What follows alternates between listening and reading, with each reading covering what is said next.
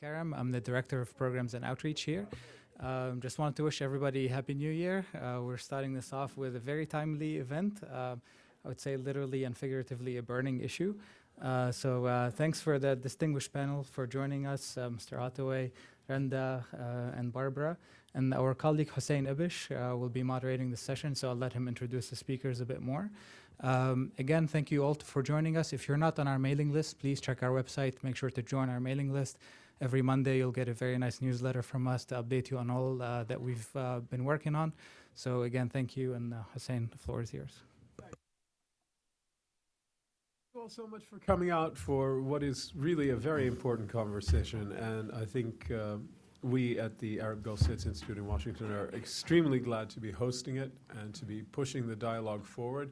And we are especially not only grateful to you for coming out for this event, but to our panelists for joining us for what is really a very important, very, very timely conversation today. So let me just say at the outset how we're going to run this event. The first order of business is for me to remind you to please turn off your cell phones or pagers or vibrators or whatnot and to put them on off or at least on vibrate. So thank you very much for that. Secondly, I'd like to say that this is going to be a fairly informal discussion in the sense that we're not going to have prepared speeches, but what's going to happen is I'm going to throw questions out to our panelists either collectively or individually, and we'll have a conversation about this subject, and it will proceed organically. And after about an hour, we will throw the topic open to you for brief questions and comments. If you could identify yourself and keep your remarks very brief, we'd greatly appreciate that. So let me then proceed to introduce the panelists. To my far left is Dr. David Ottaway, who is a senior scholar at the Wilson Center and one of the most renowned and sophisticated commentators on Saudi Arabia and Gulf affairs in the United States. I read his work, I would say religiously, except I'm not a very religious person, but I read it conscientiously. And nothing he writes passes my attention. So I'm really grateful to him for joining us today. Also, we're joined by Randa Slim, who's the director of the Track 2 Dialogue Initiative at the Middle East Institute, among several other positions. And you can read more about our panelists on our website. And again, Randa, we're very, very grateful to you for coming out from Ohio to join us today. So thank you so much for that. And finally, to my right is Barbara Slavin, who has just been named the acting director of the Future of Iran Initiative at the Atlantic Council, again, among several other positions, including her role at Al-Monitor and several other positions. So please join me in welcoming them today. Thank you very much for coming out. And let me kick off the conversation with the most obvious basic question that I think was raised last week and still hasn't been answered to anybody's total satisfaction, which is, why do you think, each one of you, beginning with David Ottaway and then Randa and then Barbara, why do you think Saudi Arabia took the decision to include Sheikh Nimr al-Nimr and the three other Shiite dissidents with the group of alleged al-Qaeda supporters who were executed en masse in that extraordinary execution almost 2 weeks ago? And I think we'll begin with that and then sort of proceed from there. So let me begin with Dr. Ottaway. What do you make of the timing of that? It still strikes many of us as somewhat mysterious, or at least makes us wonder. Well, I must say I was surprised. I was there in December and I was down in Qatif, and people there, this is the stronghold of the Shia, and people there thought Nimr would be spared, together with the three that were underage when they committed their crimes.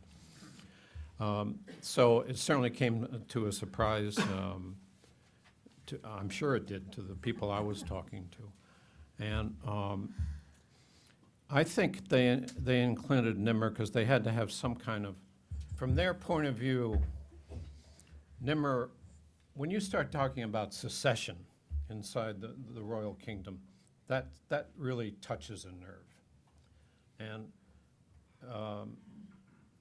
Nimr, he was a firebrand, and he was indeed encouraging Shia to go out and demonstrate and protest, and he was attacking the Al Saud, the House of Al Saud, and he was calling for secession. And that really got to them, and they blamed him for stirring up some of the trouble that has been taking place in Qatif, and above all in Awamiya, which is the suburb of Qatif.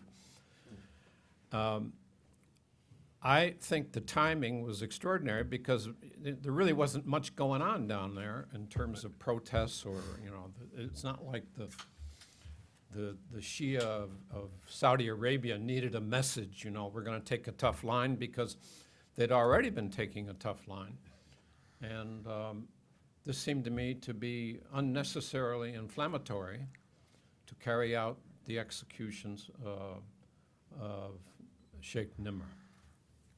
But why do you think they did it? Partly for balance, Mm-hmm. and partly as a message to, we'll get into this later, but to all opposition in Saudi Arabia. Okay.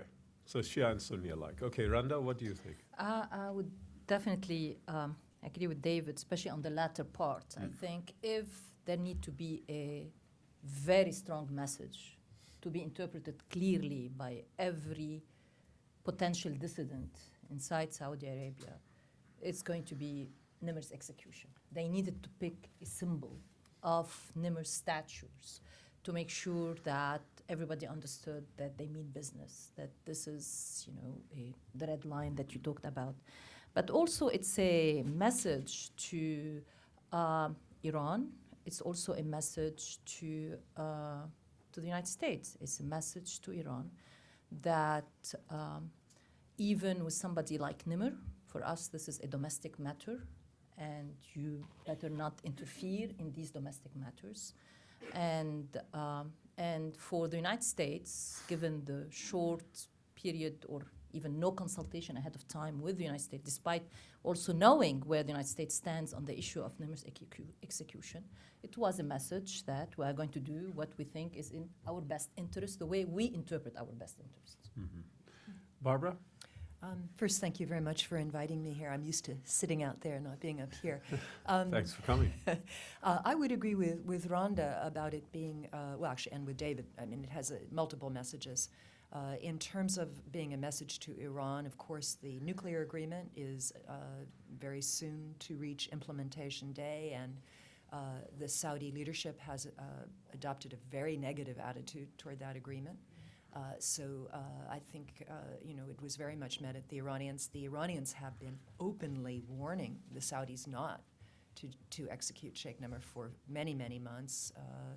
So clearly they were saying that they would disregard all warnings from the United States, from the region.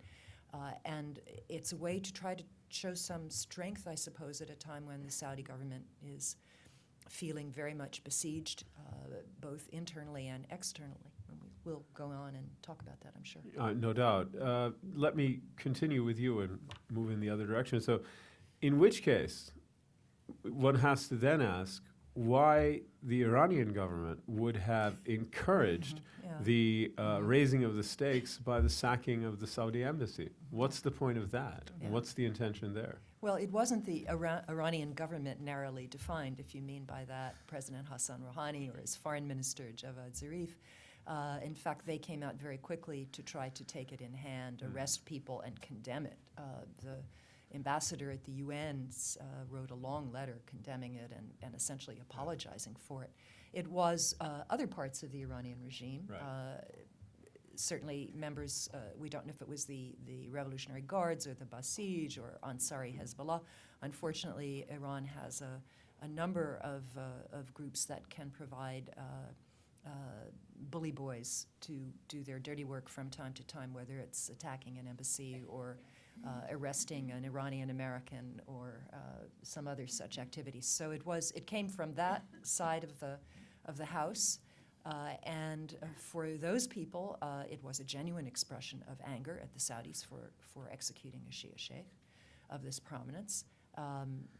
But it was also a message to the Rouhani government, unfortunately, that they're not in complete control of the activities of the Iranian state, and in particular the activities that so upset the Saudis.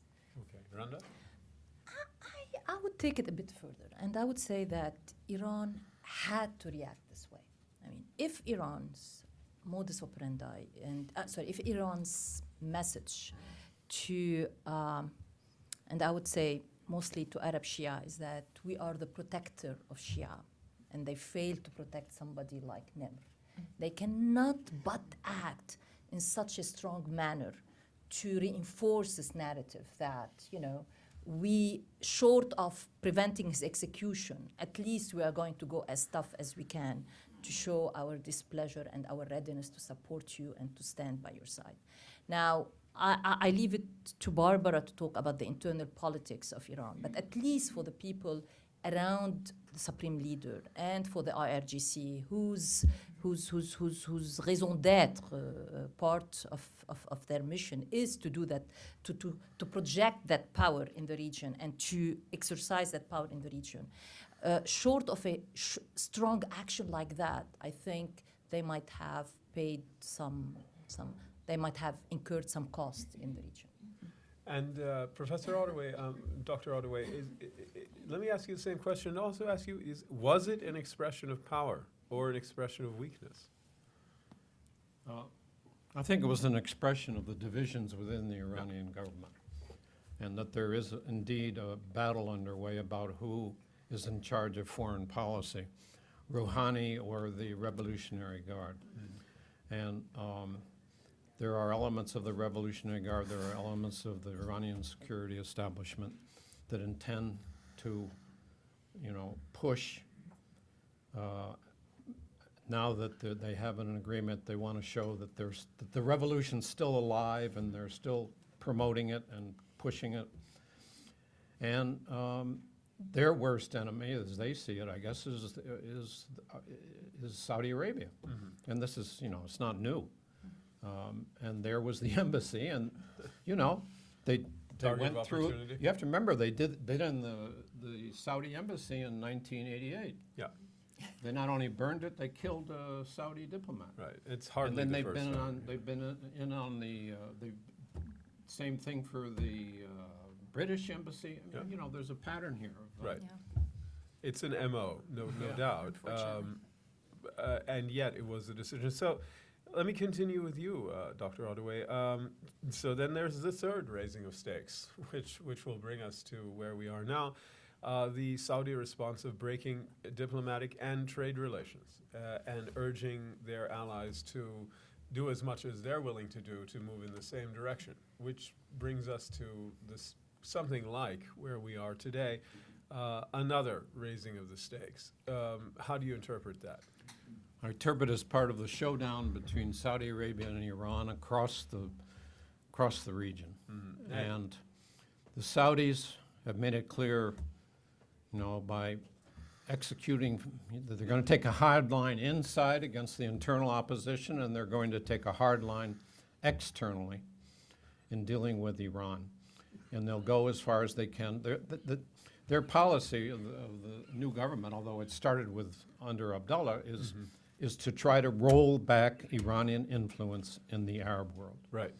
And this is part of their strategy, isolating Iran. And the Iranians played right into it. Yeah, I mean, that's the question. Did the Iranians not anticipate that, is the question. I don't know. Okay, you don't know. Randa?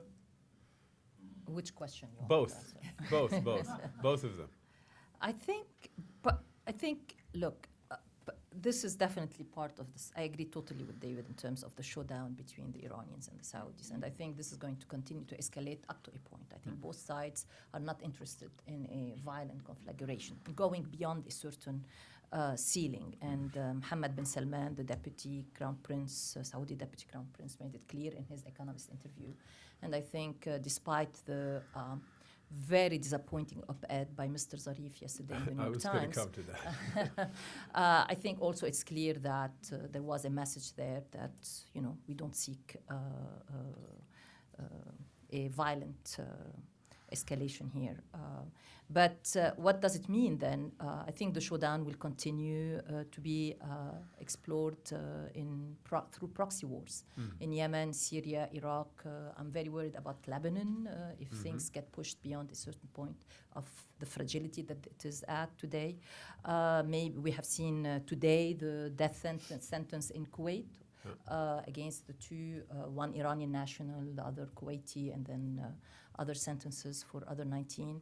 Bahrain in the future might become even more aggressive in its sentencing of Shiite dissidents. So there is a tone, there is an environment of upping the ante, but up to a point. And I don't know how we can de-escalate. At this point, I don't see somebody, some parties, or interest on the both sides to de-escalate. They are interested in keeping the escalation going up to a point. Yeah, let me pick up on that, since I don't think, unless you have something specific to add on the motivations issue.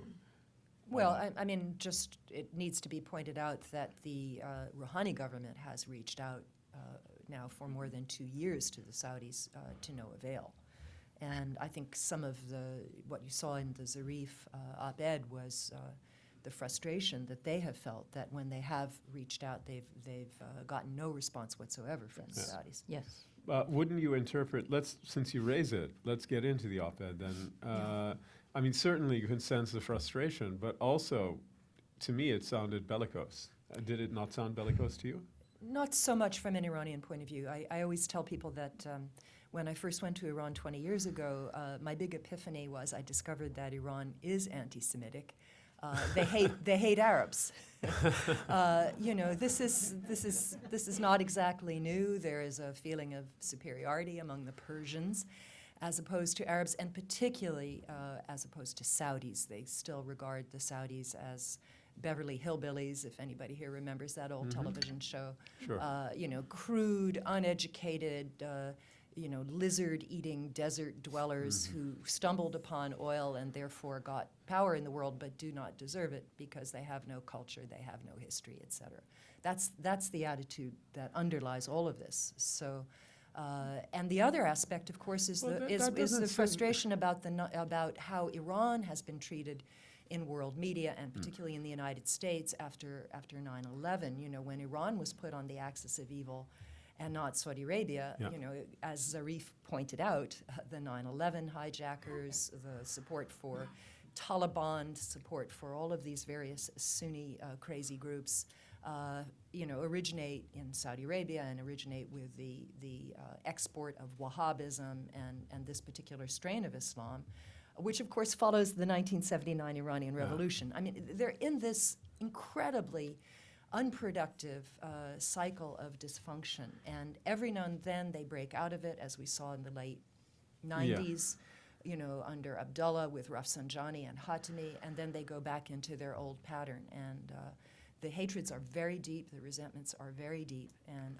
I'm really quite worried about how anybody can get a handle on it. But I have to follow up with you on this, because the two things you said don't go together very well. Maybe you can fit them together, but you need to do that for me, because on the one hand, you've got Rouhani and Zarif reaching out for the past 2 years unrequited to the Saudis, and on the other hand, the lizard-eating hatred of these uncultured barbarians who don't deserve anything. Can you please put those two things together for me?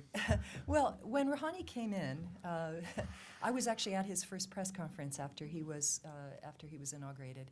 And he talked for 10, 15 minutes about reaching out to the region. I think that was really sincere. I mean, this other, the prejudices and so on, these are always in the back of any Iranian's mind, I suppose. But no, they did make a genuine effort. They really did. And there was great hope, particularly with Rafsanjani and Rouhani's association with Abdullah, that they could rekindle the détente that existed in the late 90s and the early part of the 2000s.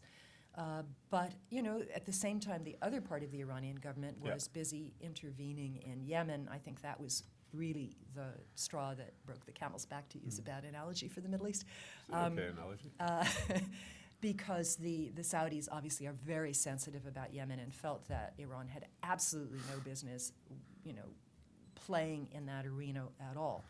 Iranians will tell you that they did that because they were retaliating for Bahrain. They felt that the Saudis had no right to go in and crush the Shia majority that had legitimate grievances in Bahrain.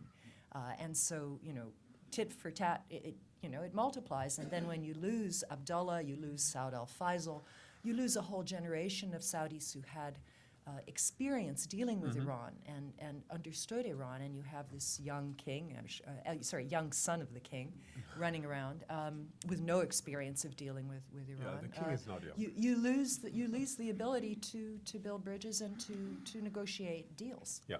Randa. I think this contradiction that you pointed out, Hussein, inherent contradiction in Zarif's op-ed. So on one hand, I saw it to be very, very tough, very bellicose, very much going against what they have been saying for some time, that they wanted good relations with the Saudis. And I agree with Barbara. I was in Tehran in last September, and many of the officials I met with, as well as experts, basically said that they have been working hard on trying to establish good relationship with the Saudis, and they have sent, mediators and all of this, but so far nothing from the other side. I think Iran understands, and decision makers in Iran understand that in order for them to be the Islamic revolution or a leader in the Islamic world, they need the Saudis to be with them, or they need to be on good terms with the Saudis. The Saudis, it's just what it is. The Saudis are an entry point to the Sunni Arab world. And as long as they have problems with the Saudis, Iran is going to have a problem of reaching out to the Sunni Arab world. And on the other hand, they need even more to do so, because when it comes to its regional behavior, despite its claim of being an Islamic revolution, it's acting as a Shiite power. Yeah. And so there is this inherent contradiction in their foreign policy in the region. And for that, on one hand, they need, as a Shiite power, to be very tough with the Saudi, but on the other hand, as an Islamic power, they need to work with the Saudis to be part and co-leaders of this Islamic Go right Can I ahead. put in Yes, two you fingers can. on that? I mean, when the Iranian Revolution happened, yes, they wanted to show it wasn't a Shia revolution and that it was pan-Islamic. But we've lost. I mean, the issue that the Iranians always used to play on was the Arab-Israeli dispute, and it's faded. It's faded. Since the Arab Spring, since all of these uprisings, and because of the sectarian nature of so many of them, the Arab-Israeli dispute has faded. So I think it's very difficult for Iran to portray itself as more than a Shia power at this point in time. I mean, that's what the region has been reduced to. It's both, but also it's the way Iran inserted itself in the Arab revolutions. I mean, it's very clear that the support is on the side of Shiite powers, or Shiite, leaders, or Alawite Shiite leaders. So it's very clear whether in Bahrain, whether in, or the Muslim Brotherhood in the case Syria, of Egypt. Yeah. Whether in Syria. I mean, the only example it had was Hamas, and now Hamas has dropped that relationship. But also its behavior in the Arab world has been a behavior of a Shiite power, I and think not an Hamas Islamic was world. shown the door. Yes, Like, yes. I think if yes. Hamas had its druthers, it would have stayed in Syria. But I think they were told to choose, and they were told By to the choose MB, by the MB. well, and by by the both, Saudis. also by Bashar as well. Yeah. Randa, frankly, the but- Iranians made a play for the Muslim Brotherhood in Egypt, really strong play. And in 2012, I was there when Morsi came to address the non-aligned summit that was in Tehran. And I mean, the Iranians were very disappointed because he came, he didn't even eat lunch. Yeah. Can you No, imagine? his speech. He came, he gave a speech, and he left. He stayed for about 3 hours. It was a huge snub of the Islamic Republic. But they had hoped. They had hopes when Mubarak was overthrown. It was trumpeted in Iran as a great success for Islamists and for the Islamic revolution. Right. Yeah. But that never really played. Dr. Ottaway, a whole bunch of issues on the table here that I'd like to get your response to, and particularly the Iranian role in the upheaval in the Arab world in the past few years. I mean, how do you see this playing out? And we've had some disagreement between Randa and Barbara, and how do you see it? Well, I was thinking about parallels to the Lebanese Civil War and where we are today and where it all started. And what really struck me, those of us who covered the parts or all of the Lebanese Civil War, that's where after the '79 revolution in Iran, we saw the first really confrontation between Syria and Iran on one side and Saudi Arabia and its Western supporters on the other side. And, you know, this struggle has been going on since Hezbollah was born in Lebanon in '83, I guess it was? 82. Huh? Yeah. Yeah. 82, Late 83? I 82, mean, the early bombing 83. was '83. Right. So of the barracks, the American Marine barracks. So this thing has been going on for, what is it now, you know, for decades. Yeah. And it's not like it's new. There's a different twist. It's a different volume. But things were really tense in Lebanon in '83, '84 when bombs were going off. Suicide bombers started operating against the U.S. Embassy, against the Marine barracks, against the French barracks. I mean, this has been going on. And, you know, the Iranians started then to want to export their revolution. And they've got to decide whether it's going to be the Revolutionary Guard that propels forward now their foreign policy, or the foreign ministry and Rouhani. And this is a real struggle for them, I gather, inside their own government. Yeah. So we've got now, in the course of the way this tension has built up in the current situation, you've got two situations in which the parties are directly involved, confronting the clients or proxies of each other, which is new, okay? And in the past, it's been proxy versus proxy, but you've got two situations in which the parties are directly involved on one side or the other, right? Iranian forces, at least to some extent, in Syria, confronting clients and proxies of Saudi Arabia and its allies, Saudi and UAE forces and others in Yemen, confronting clients and proxies of Iran, or at least Iranian-supported Houthi rebels. Can it go any further than that? It seems to me, a new escalation. We didn't have that before. Even the situation you just described in Lebanon, we didn't have that. Is that a harbinger of things to come? Can it go further than that? Or is Randa right when she says there's really a limit?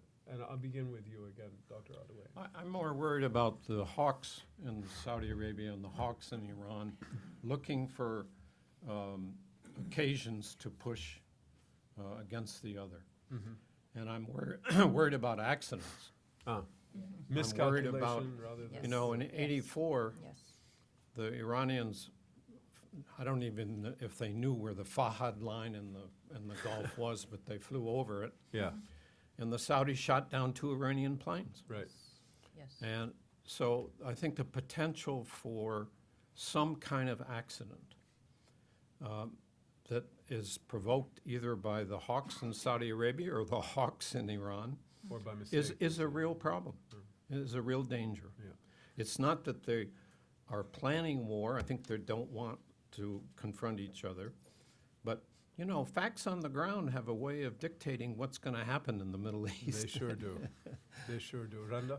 I totally agree with David in terms of the accident because, and I want to say that earlier, is that in this milieu of confrontation and tension, I think, whether it's going to be provoked intentionally or it's going to happen just because it's an accident, I think an accident can push things beyond the limit that I talked about. But I'm still betting that both sides, Iran and Saudi Arabia, have no incentives in pushing this further than it has been to date. I mean, there are plenty of arenas where they can keep fighting it out for a long time to come. Yeah, by proxy. Yes. Yeah, true. Barbara? I actually want to take exception to something that David said about the fight in Iran over foreign policy. I think that there's a consensus about support of the Assad regime. There's certainly a consensus about protecting Hezbollah, which is the crown jewel, not just of the revolution as it was exported, but of Iranian influence in the region. I mean, this is the group that Iran turns to when it wants to exercise influence in the Arab world. It uses trainers in places like Iraq and so on. So I think there's consensus about that. But there's an obvious discomfort with the animosity, the levels to which it's reached. And I agree with Randa. I think that they will try very hard to avoid those kinds of accidents. As you point out, there are plenty of places where they can confront each other without that happening. And it is interesting that where you have Iranian personnel on the ground fighting, you do not have Saudis, and vice versa.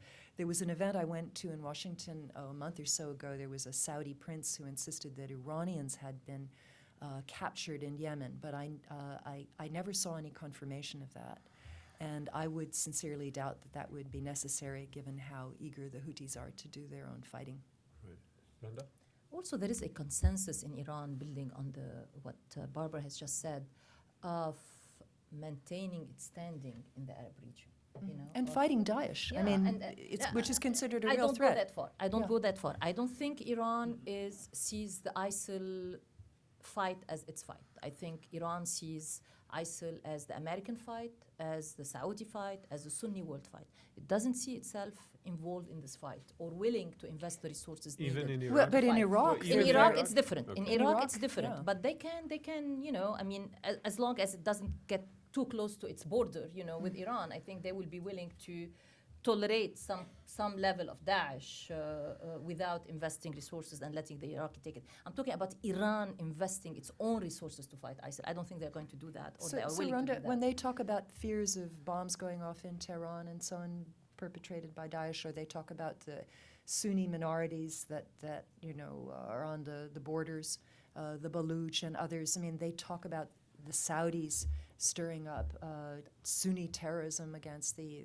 Iranian state. You don't buy that. That's different than fighting Daesh, for example, in Syria. They are not investing in fighting Daesh in Syria. I mean, they are not. And and on the other hand, building on this consensus inside Iran about Iran being a regional power and having its own, you know, foot and standing in the region, I think there is till today a rejection by the Saudis of Iran having a role in Yes, its absolutely. Arab backyard. Absolutely. And Syria, I was told by a, you know, Saudi official, Syria when it started, that was way back when the whole conflict started, that the Syrian conflict, and I'm quoting here, is a historical opportunity to correct a historical mistake. And that historical mistake was when Hafez al-Assad in 1982 opened what they consider to be the gateway to the Arab world, opened Damascus gates, the gateway to the Arab world, to the Iranians to come in through it and set up shop in the Beqa Valley with the Iranian Revolutionary Guards. And since then, Iran has been basically on a process of expanding its presence throughout the Arab region. And by kicking Iran out of Syria, or by kicking Assad out of Syria and ipso facto kicking Iran out of Syria, then that gateway will be closed. And that's that's, I think, what also fuels this rivalry, is that there is a non-Arab power that sees it has a historical role to play in the region, and it's going to exercise it and play it no matter what. And then there is an Arab regional power that believe this is their own backyard and not going to let the Iranians have a foothold in it. What about the non-Arab, non-Iranian power The Turks. involved here? No, the United States, Yes. Dr. Ottaway. What about them? Well, we can talk about the Turks. Let's begin with the Americans. Well, Obama's been pretty clear. He wanted to have this agreement, this nuclear agreement, and then he wanted to work on reintegrating Iran into the region as a legitimate player, and he said it. I mean, he was very clear. So that's what really upset the Saudis, that the Americans, who are their major ally, were committed, or the Americans, Obama, had committed himself to rehabbing Iran as a legitimate player in the Arab world. this is the source of a lot of the tension between Saudi Arabia and the United States now. And United States, Obama seems to be, he's now the Americans have invited the Iranians to the Syrian negotiation table, and the UN and the US are consulting Iran about Yemen. This is, it's a real problem. So do the Saudis have a point? Yes. They do. Okay, all right. What do you think, Randa? A I mean, I point- tend to agree with you, but what do you a think, point Randa? of. A point of legitimate concern about the trajectory of U.S. policy over the past couple of years vis-a-vis their relationship with Iran and Iran's role in the Middle East and the Arab world. They do have a legitimate concern about the trajectory of U.S. policy. But at the same time, I think this whole idea of Iran not having a role to play in the region is not also. Of course, that's not tenable. That's not Obviously tenable. not. That's not tenable. And so this idea, I mean, the challenge here, and I don't know if the United States is interested in being the mediator here or being the party that brings these two countries together to think of a new joy. modus vivendi in the region. I mean, this rivalry is killing the region. I mean, this is untenable. This is bad for the peoples of the region, bad for the neighbors, bad for the United States. And somebody need to step into this fray at some point in time and re-establish certain rules of this modus vivendi that existed for some periods of time. If you weren't if the being the mediator between the Palestinians and Israelis wasn't enough for one's masochism, maybe this might do the trick. What do you think?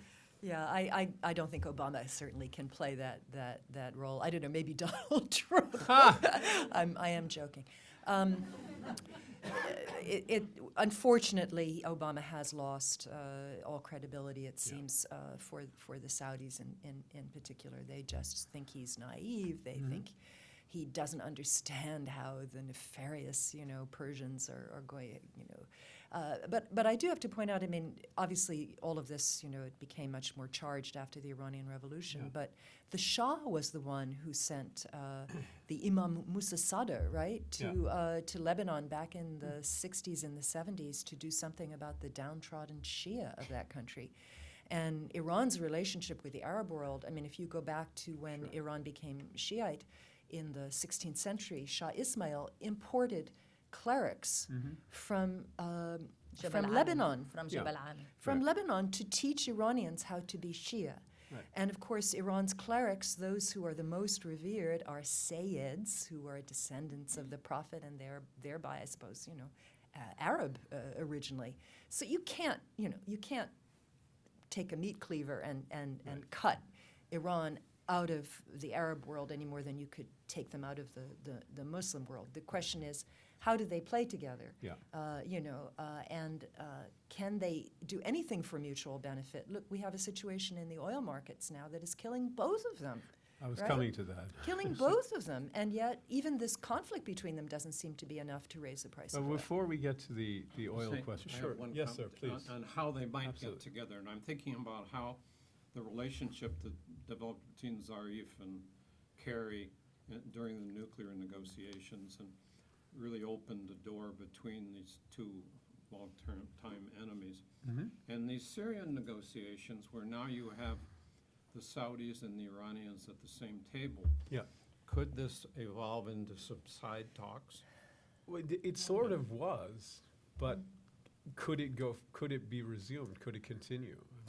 Which I think so far both sides have said that they are committed to the peace process that is to be launched in Geneva. Now, committed in words is one thing versus what they're going to do to make this process succeed is another thing. Right. And I don't see right now any opportunity, any prospects for this process to succeed in terms of bringing the war to an end. And I think the whole thing will hinge on the fate of Bashar al-Assad.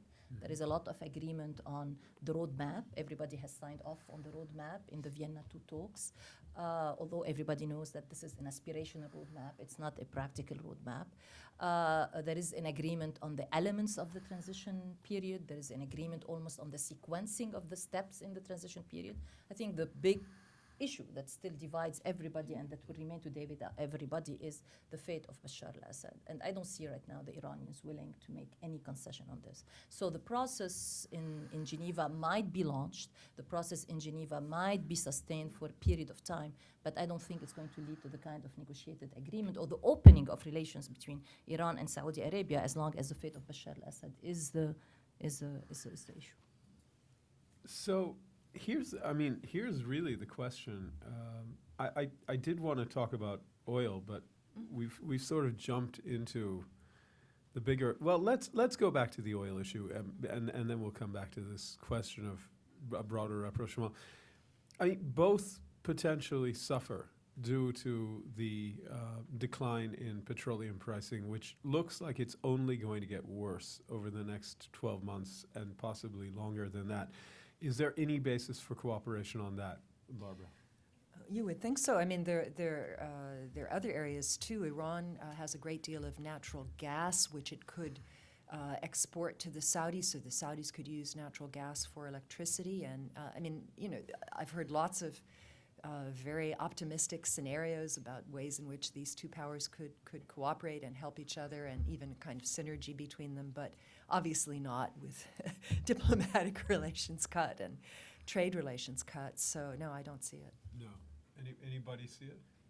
No, I guess not. No, Okay, so which really then begs the question of, is there a potential? And this, we came down to this when we got to the question of Syria. Is there a looking beyond oil, beyond Nimr al-Nimr, beyond even Bashar al-Assad, into the medium-term future?